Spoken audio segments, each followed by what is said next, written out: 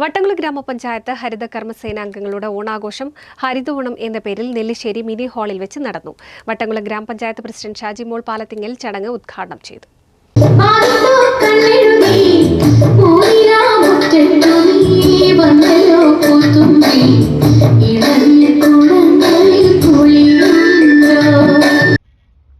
വട്ടംകുളം ഗ്രാമപഞ്ചായത്ത് അംഗങ്ങളുടെ ഓണാഘോഷം ഹരിതോണം എന്ന പേരിലാണ് ആഘോഷിച്ചത്. വിവിധ മത്സരങ്ങൾ, തിരുവാതിരക്കളി തുടങ്ങിയ കലാരൂപങ്ങളും അരങ്ങേറി.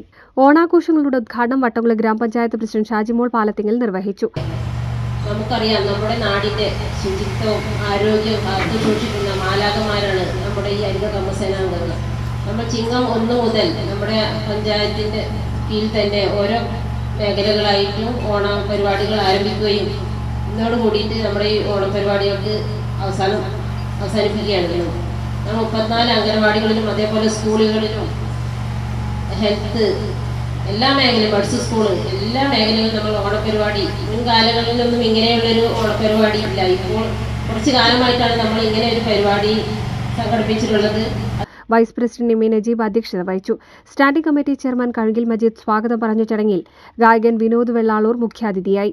പഞ്ചായത്ത് അംഗങ്ങളായ Ahammed Mudur, Kuttan, Chandrabose, Haritha Karmasena secretary Bindu, president Jisha, treasurer Sushama, coordinator Sindhu തുടങ്ങിയവർ സംസാരിച്ചു. NCV news, Edappal.